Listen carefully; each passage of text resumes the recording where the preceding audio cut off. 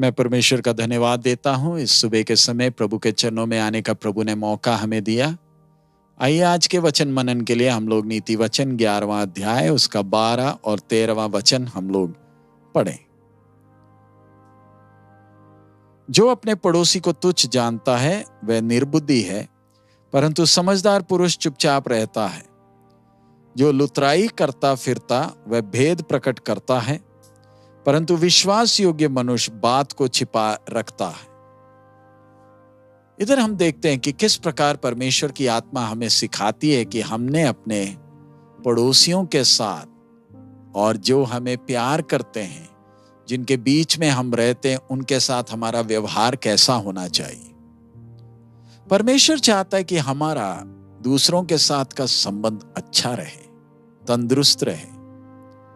हम उनके साथ सब बात में सहमत तो नहीं होंगे, आत्मिक बातों में भी हमारा विचार एक जैसा नहीं होगा, लेकिन हमारा प्रभु चाहता है कि हम दूसरों को प्यार करें, विश्वास योग्य रहें, भरोसेमंद पड़ोसी की तरह लोगों के साथ हमारा संबंध हो। परमेश्वर चाहता है कि हम हर एक को प्यार करें और आदर करें, बेशक उसमें कमी कमजोरियां हो या ना हो।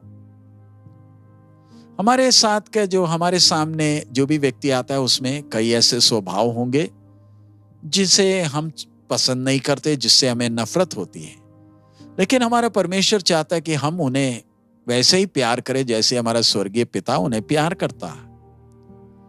हमारा प्रभु अपने स्वर्गीय महिमा को छोड़कर इस संसार में आया। हम जो उसके दुश्मन थे, हमें प्रभु ने प्यार किया। प्रभु का प्यार हमें ढूंढता हुआ आया, बदले में कुछ नहीं चाहा, और हम में कोई खूबी थी नहीं जो कि उसके प्रेम के योग्य बने, लायक बने, लेकिन उसने अपने उस प्रेम के लिए हमें लायक समझा जो हम कभी सोच भी नहीं सकते। जब हमारा प्रभु इस पाप भरे दुनिया में था, उसने कभी भी किसी को तुच्छ नहीं समझा, दिल से उन्हें प्रेम किया और हर एक की सेवा एक दास के तौर पर दिल के गहराई से की।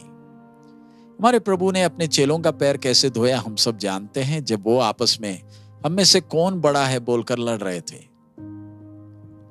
सर्वशक्तिमान परमेश्वर हमारे ऊपर अशुद्ध और अयोग्य पात्र कर कर उस दृष्टि से देख सकता था, लेकिन कभी नहीं। हमारे प्रभु ने कभी भी हमारे साथ ऐसा व्यवहार नहीं किया। क्या हम जो परमेश्वर के संतान हैं, क्या अपने प्रभु ने दिए हुए नमूने के अनुसार हम चल सकते हैं? जब हमारे प्रभु ने हम मनुष्यों को देखा जो परमेश्वर के मार्ग को छोड़कर पाप में मजा करते हुए प्रभु को दुख पहुंचाने वाले तौर तरीके से जीवन बिता रहे हैं, प्रभु ने संयम के साथ हमारे पीछे मेहनत किया, इसी आशा के साथ कि एक ना एक दिन प्रभु का वो फल प्रकट होगा जो उसकी इच्छा के अनुसार है। और हम देखते हैं कि किस प्रकार हमारा परमेश्वर प्रभु यीशु चेलों के पीछे कठिन मेहनत किया और उन्हें एक अच्छी फौज बनाया कि वो दूसरों की सेवा कर सके।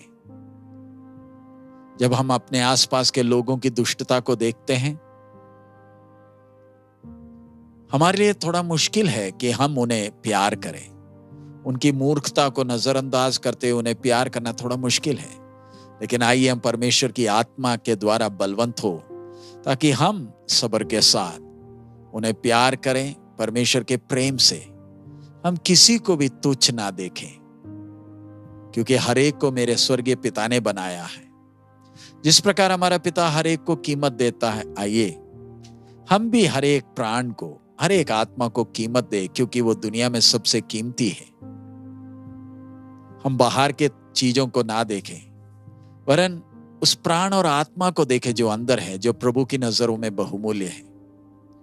संसार के तौर तरीके अनुसार भी हमारा पड़ोसी हमारे नजदीकी, हमारे दूर के रिश्तेदार से भी प्यारा है, ज्यादा कीमती है। सो परमेश्वर ने हम सबको अलग अलग जगहों में रखा है ताकि हम दूसरों के साथ अच्छे मित्र के तौर पर भरोसेमंद व्यक्ति बन सके, जिन पर लोग आश्रय कर सकते हैं।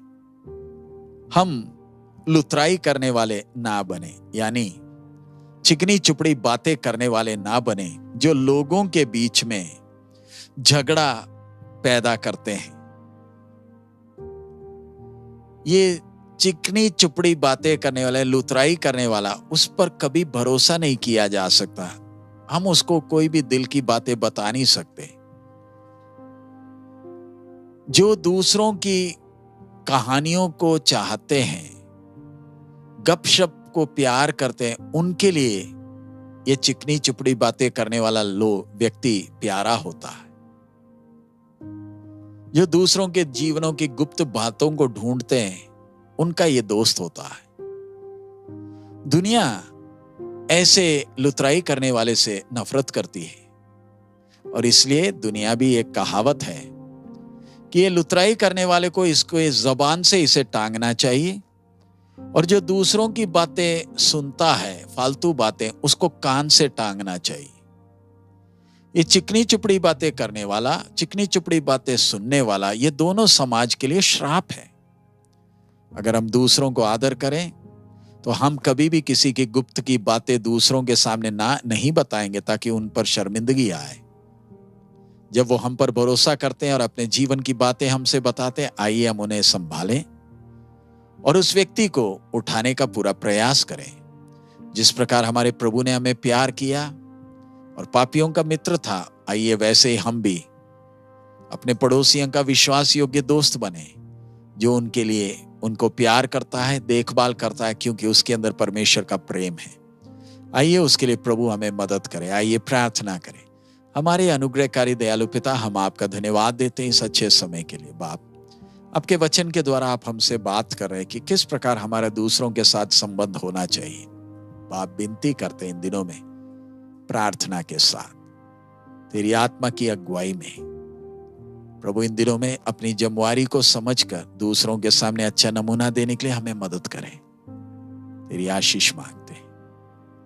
हमारा जीवन किसी के लिए ठोकर का कारण ना हो और अनाशीष का हो। यीशु मसीह के मधुर नाम से हम मांगते हैं, आमीन। प्रभु हम सबको बहुत आयत में आशीष दे। हमारा प्रभु अति शीघ्र आ रहा। मारनाथा।